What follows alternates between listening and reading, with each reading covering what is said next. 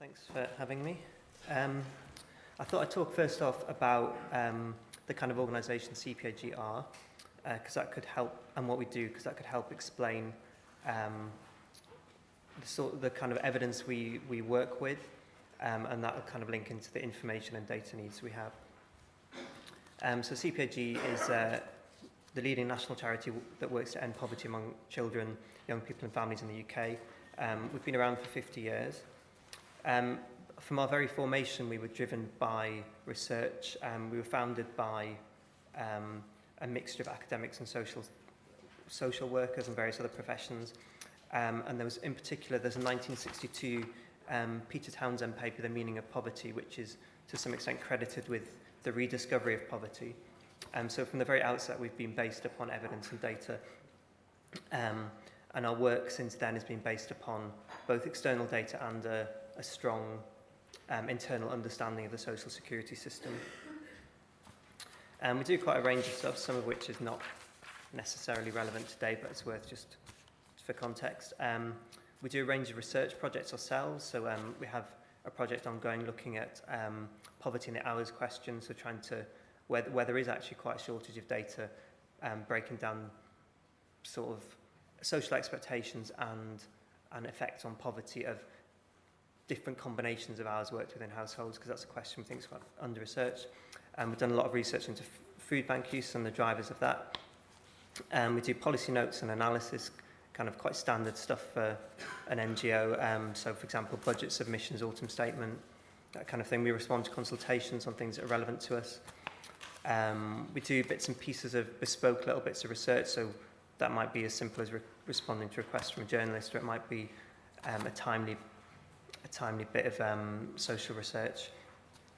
The other side, I guess, of our kind of public-facing work is that we do a lot of welfare rights work. We have a team of second-tier advisors who tend to advise frontline advisors.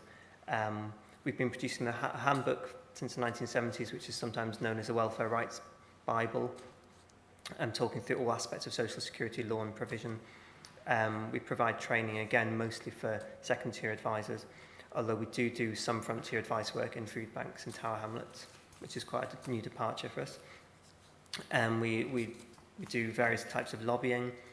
We take on test cases. So, for example, we won a case recently around council residency requirements for local benefits, saying that they couldn't be limited on the basis of a residency test. They needed to be needs-based. And we've got a pending decision on a bedroom tax judgment. And we also run a London campaign. We have a member of staff dedicated to that, and that's mostly working with local authorities around London, because the poverty picture in London is quite particular. And we started a new stream of work looking at attitudes and trying to build a grassroots campaigner network. And this is just a kind of greatest hits of Child Poverty Action Group. Obviously, it's our 50th birthday this year. A couple of things there that are interesting. 1965, that was our first kind of campaigning platform, and that was really built upon evidence on an analysis of the social security system as it worked for people in poverty. And we like to credit ourselves with inventing the phrase poverty trap to describe a lot of what was going on, and that's quite a consistent theme to our work. And child benefit pops up quite early in the form of family allowances in our work.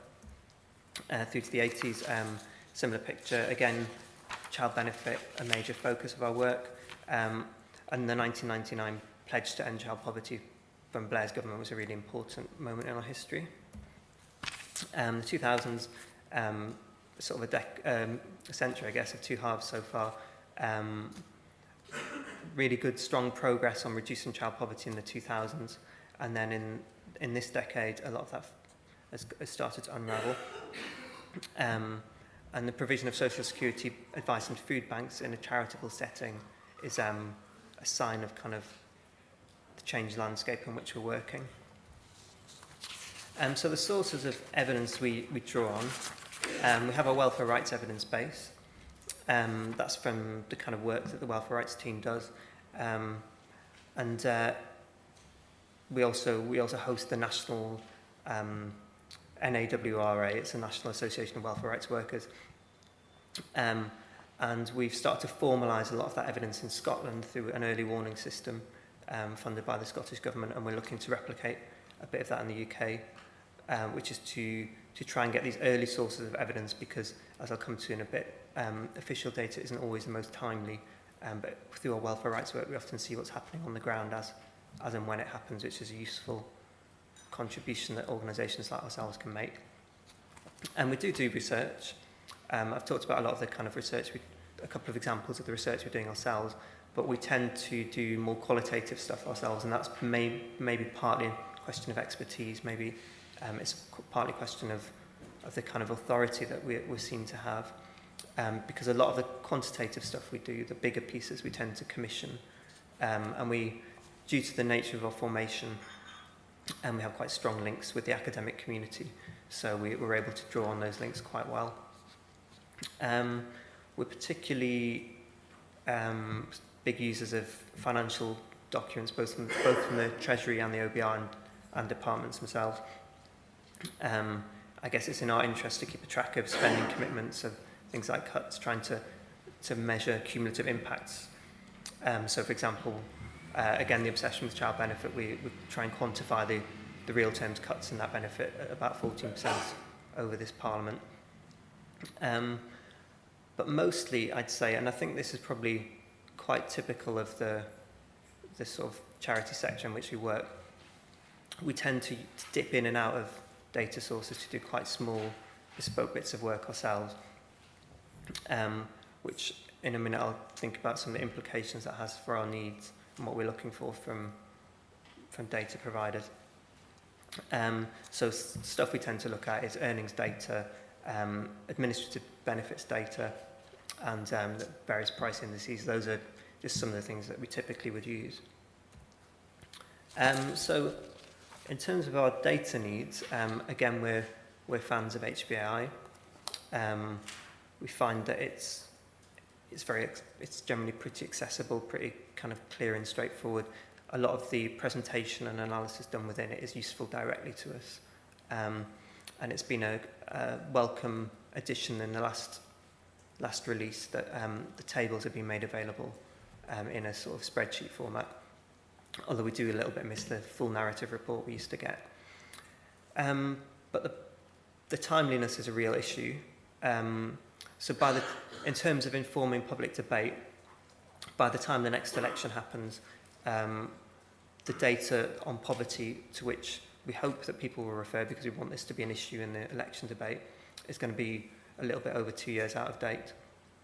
And due to the way policy lags, both in its implementation and its impacts, realistically, the poverty figures that are there, official poverty figures, are going to be based upon, at best, maybe the first year of the current government. So they're going to be, in terms of statistics available, they're not really going to be able to, they don't put us in a position to judge them over the course of their record. So if the government chose to make poverty an election issue, they could make the claim that they've reduced poverty because that's what the latest official figures show.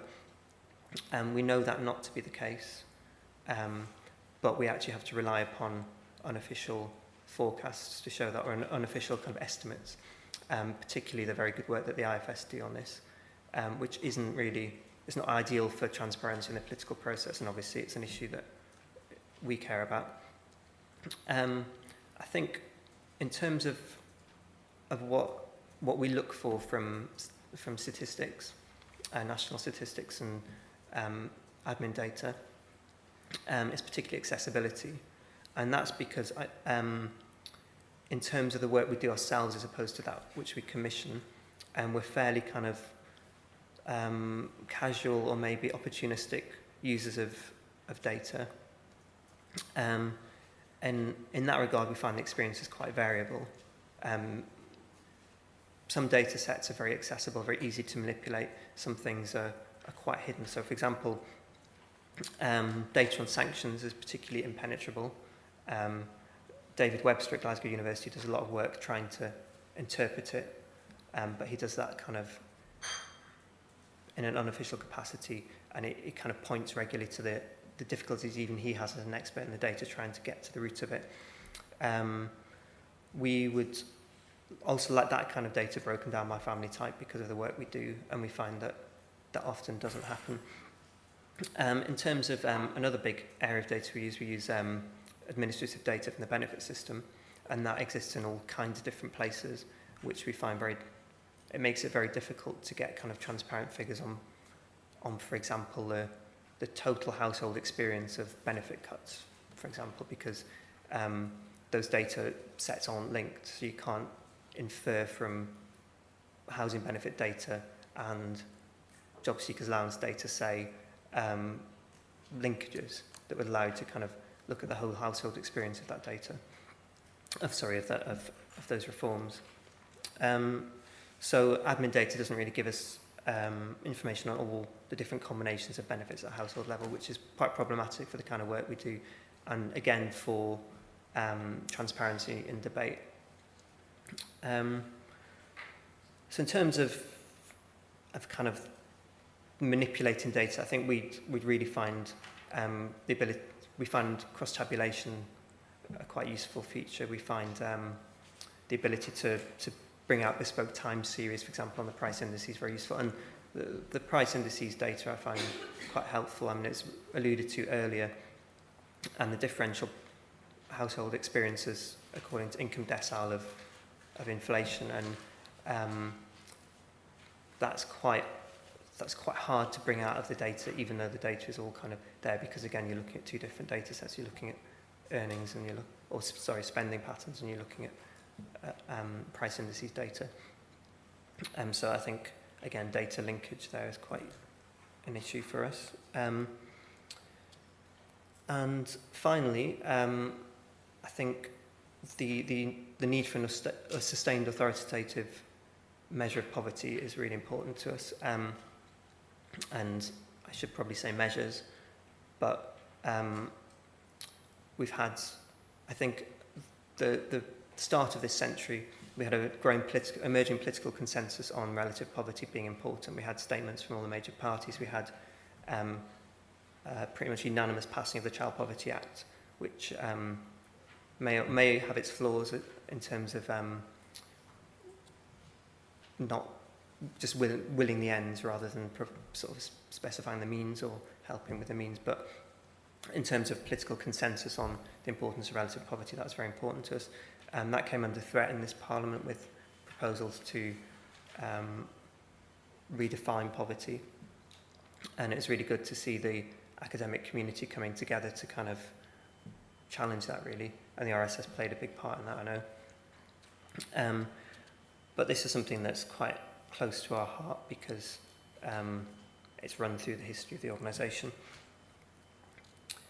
And finally, not so much to do with data, but I'd just like to take issue with the suggestion earlier that maybe poverty on a relative measure it's ending poverty on a relative measure, is unachievable, in the sense that nothing has been achieved until it has been achieved.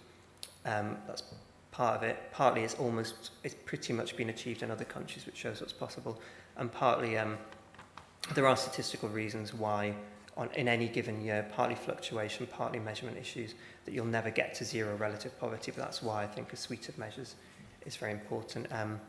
And one that hasn't been mentioned, but it's actually part of the statutory target for ending child poverty, is persistent poverty, which I think is a very good measure. It's defined as being in poverty throughout the last 4 years, and that's one of the 4 measures under the Child Poverty Act.